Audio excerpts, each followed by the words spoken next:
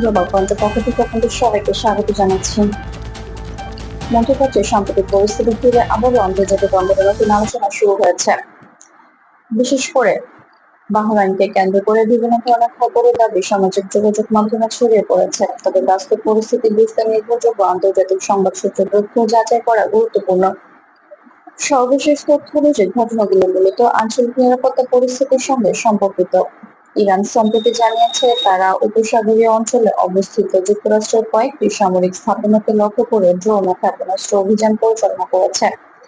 এর পরপরই বাহরাইন সহ আশেপাশের দেশগুলো নিরাপত্তা ব্যবস্থা আরো জোরদার করে। সতর্কতামূলক সাইরেন বাজানো হয় এবং সংশ্লিষ্ট কর্তৃপক্ষ পরিস্থিতি নিবিড়ভাবে পর্যবেক্ষণ শুরু করে। বাহরাইন সরকার জানিয়েছে দেশের নিরাপত্তা নিশ্চিত করতে প্রয়োজনীয় সব ধরনের পদক্ষেপ নেওয়া হয়েছে। একই সঙ্গে আন্তর্জাতিক অংশীদারদের সঙ্গে সমন্বয় অব্যাহত রয়েছে। এখন পর্যন্ত নির্ভরযোগ্য কোনো আন্তর্জাতিক সূত্র বাহরাইন জুড়ে ব্যাপক ধ্বংস বা বড় আকারের ক্ষয়ক্ষতির বিষয়টি নিশ্চিত করেনি।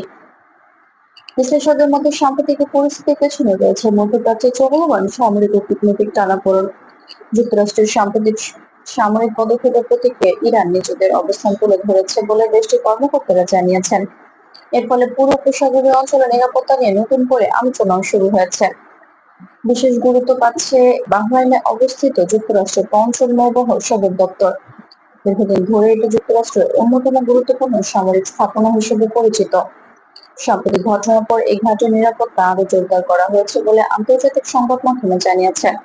একই সময়ে হরমুজ প্রণালীকে ঘিরে বাড়ছে বৈশ্বিক উদ্বেগ। বিশ্বের উল্লেখযোগ্য পরিমাণ জ্বালানি এই নৌপথ দিয়ে পরিবহন করা হয়। তাই এই অঞ্চলের যে কোনো পরিবর্তন আন্তর্জাতিক জ্বালানি বাজার এবং বাণিজ্যে প্রভাব ফেলতে পারে বলে মনে করছেন বিশেষজ্ঞরা। এদিকে সামাজিক যোগাযোগ মাধ্যমে বাহরাইন ধ্বংস হয়ে যাচ্ছে বা দেশটির ওপর ব্যাপক ক্ষেপণাস্ত্র হামলা হয়েছে এমন নানা দাবি ছড়িয়ে পড়েছে। কিন্তু এসব দাবির পক্ষে এখন পর্যন্ত নির্ভরযোগ্য আন্তর্জাতিক সংবাদ মাধ্যম কোনো নিশ্চিত তথ্য প্রকাশ করেনি। তাই যাচাই ছাড়া এমন তথ্য বিশ্বাস না করার পরামর্শ দিচ্ছেন বিশ্লেষকরা। আন্তর্জাতিক মহলেও বিষয়টি নিয়ে নিবিড় পর্যবেক্ষণ চলছে। বিভিন্ন দেশ সংযম বজায় রাখা এবং আলোচনার মাধ্যমে পরিস্থিতি স্বাভাবিক রাখার আহ্বান জানিয়েছে। কূটনৈতিক প্রচেষ্টার মাধ্যমে স্থিতিশীল পরিবেশ ফিরিয়ে আনার উপর গুরুত্ব দিচ্ছেন সংশ্লিষ্টরা। সব মিলিয়ে বলা যায় বাহরাইনকে ঘিরে পরিস্থিতি গুরুত্বপূর্ণ হলেও অনলাইনে ছড়িয়ে পড়া সব তথ্য সঠিক নয়।